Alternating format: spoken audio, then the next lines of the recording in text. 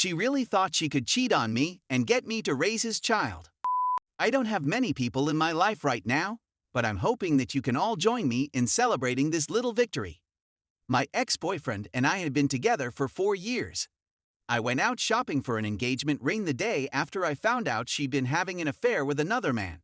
She'd been seeing the guy for 6 months, and he'd just lately discovered my existence, which coincided with the moment I discovered him. He gave her an ultimatum, and she chose him as the one to fulfill it. As much as I wanted to be with her, I couldn't be with a cheater, so I spent the next month and a half working extra jobs and increasing my gym time to keep myself distracted from her. I blocked her and her family since they are in general unpleasant people to deal with. When I got an SMS from an unknown number, everything seemed to be back to normal.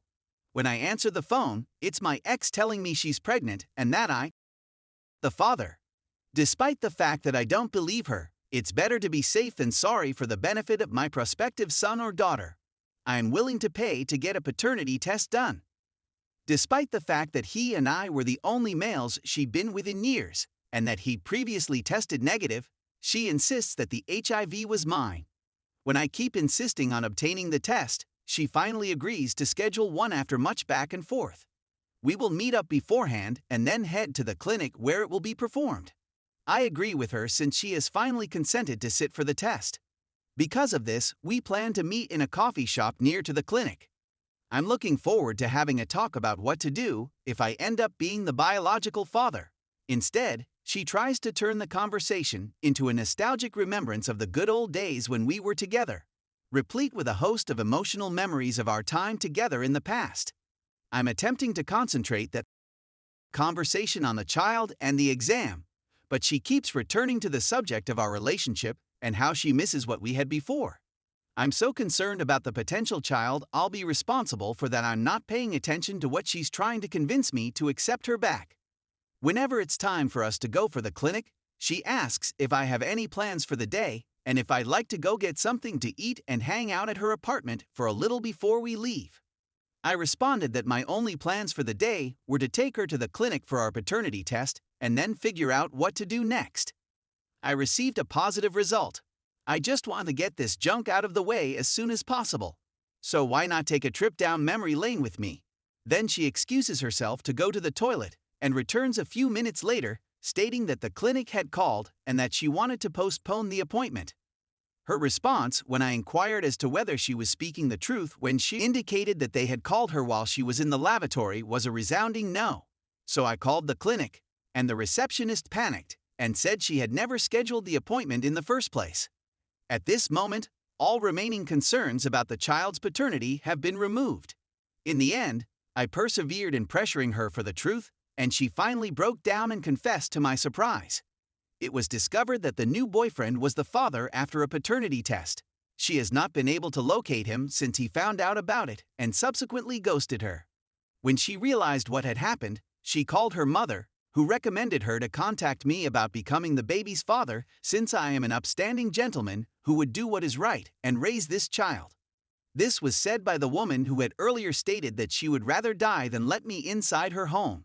In the end, once I had extracted the truth, or at least a portion of the truth from her, I got up and left without saying anything further.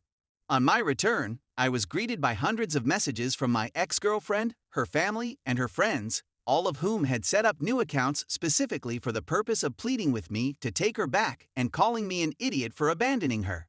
There was also one man who simply kept sending me sick images, which I found incredibly amusing. Please accept my gratitude on behalf of everyone who has been patient with me during my ranting and retelling of these occurrences. Walking away from her and finally realizing that I'm better off without her has been such a freeing experience, and I hope I can hold on to it for as long as I need to since I really needed it. Story 2. Mom had an affair 18 years ago. I, 18 Malk, am the product of it. My dad just informed me of all this and told me he will not pay for my college, while my siblings got their college experience paid by our dad. That's pretty basically the title. I have no clue how to comprehend it, and I am entirely unprepared for what is to come. My elder brother and sister both attended the same college. My brother graduated 2 years ago, and my sister will follow in 2 years. Our father paid for both of them college educations. Dad covered all of their college expenditures, including housing, food, automobiles, and pocket money. My brother now has a job, his own home, lives with his girlfriend, and has his life together. My sister already has a good-paying job, and my father still covers practically all of her expenses. I was excited to communicate with my parents about the following steps and ask them to aid me like they had done for my brothers after being admitted to the same institution.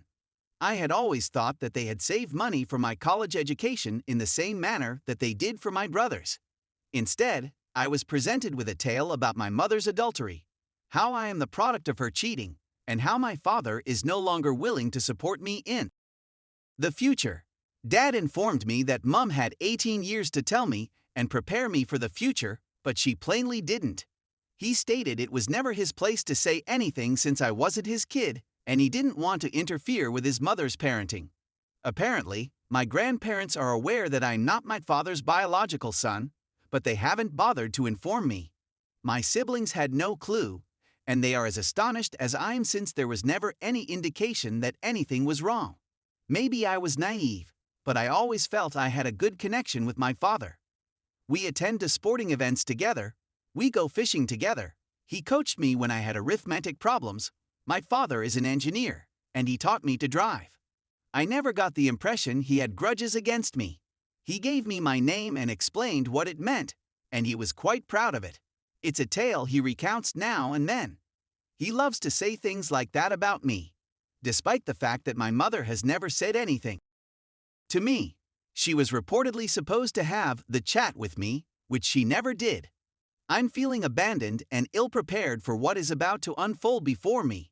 Although I had always assumed that my parents would finance the fees of college, I am now unsure if I will be able to do so.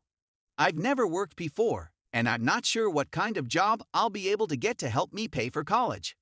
I also have no idea how to go about applying for student loans. My mom had just sobbed and expressed her regret. But nothing substantial. She has no idea how she may be of use to me. No one knows if I will be accepted back into the house anymore. Everything is up in the air. I feel ashamed leaving my room, and if I'm asked to leave the house, I have no idea where to go. I don't have any savings, only a few $100s. When it comes to my mother, I'm not sure where I stand, and I'm not sure where I stand with my father. There is a man out there who claims to be my father, but who has never shown any interest in me or my family. I'm experiencing feelings of rejection, and I'm at a loss on what to do. Is there anybody around that knows what to do in this situation? Is it necessary for me to apologize to my father? What do you recommend I tell him? No idea, since I've been holed up in my room for the last several days, reading and exploring Reddit as much as possible. I'm completely at a loss on what to do.